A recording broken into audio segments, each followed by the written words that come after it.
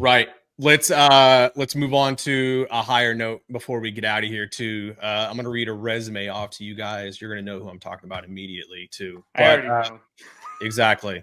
So just for kicks and giggles, a man that is an 11-time All-Star, a 3-time Cy Young Award winner, Gold Glove winner, 5-time ERA title, Triple Crown winner, an MVP, and a World Series champion, has announced that this is it. 2025 is it, and he is hanging it up after. So even where he has played, not a fan of the Dodgers, Clayton Kershaw, well done.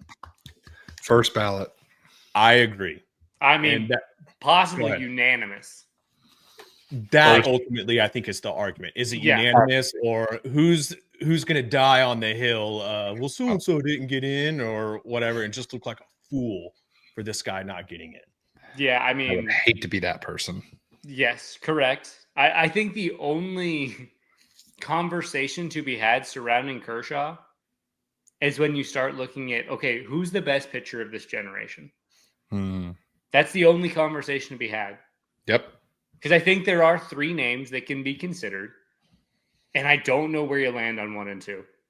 I really don't. No. Between Verlander and Kershaw, I don't know. Is Scherzer the third? Yes. Okay. With Greinke as like a distant 4th. Like three seed. Honorable mention for sure. Yeah. And honorable mention in terms of a top 3, like barely out of the top 3. But in that, I mean, in that scenario, I just from longevity, and I mean, if the only way I would slight Kershaw out of 1 to 2 is playoff performance. See, and I would have gone with health. That is it. I mean, but in terms of longevity, in terms of health, in terms of consistency, I mean, 11-time All-Star. Do you say 5-time ERA leader? That's ludicrous. Yeah. Yeah, I think Verlander is at the healthier career overall. Probably. And I think the numbers are close. But I mean, Clayton Kershaw just tugs at my heartstrings. Like, it's one of those that, I mean, everything you want a leader in your clubhouse to be, Clayton Kershaw has been. Your lips to God's ears, brother. Yeah. And he throws with the correct hand. We're ignoring the intangible in this room. He throws with not the right hand, but the correct hand. One of the best pitchers to do it. Certainly in my top 3 lefties to ever do it.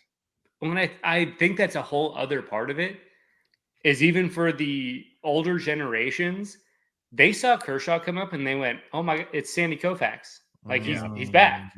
Because they saw this big left-handed curveball and a good firm heater at the top.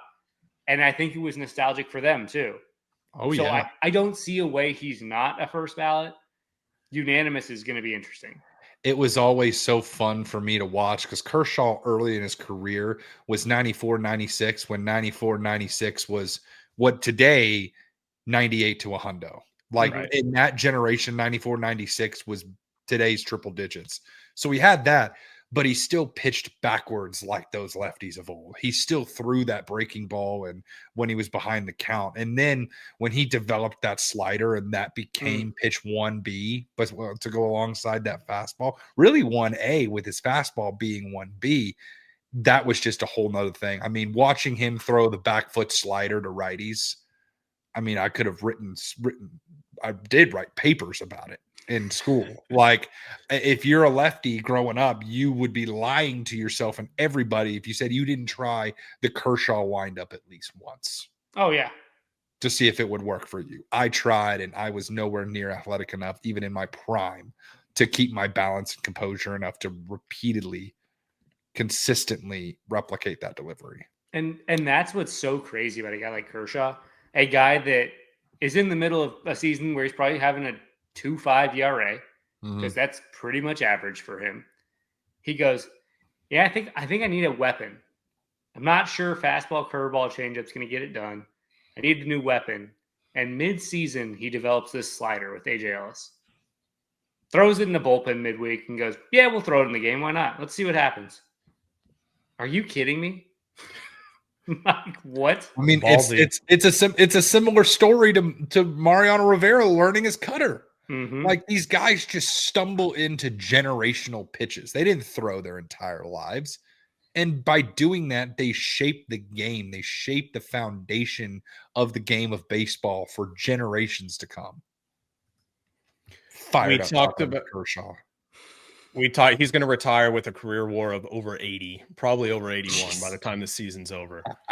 There's an argument to be made. We could go off on a soapbox about this, but you think about it. Okay, if Rob Manfred's goal is to grow the game, you put people out there, or the face of baseball, you make somebody that is family friendly, foster environment kids want to come see by bringing like their own kids in. This guy's fun. He's a locker room guy.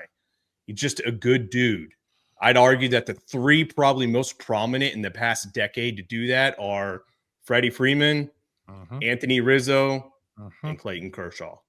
Yep. And especially, I think it's probably harder to do something like that in Los Angeles.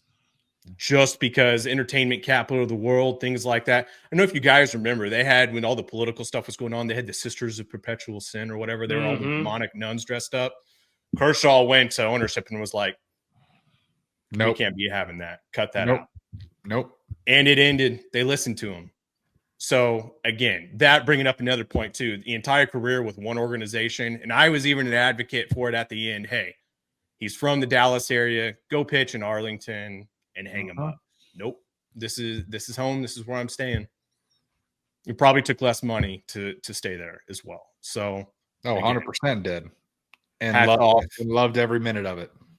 Right.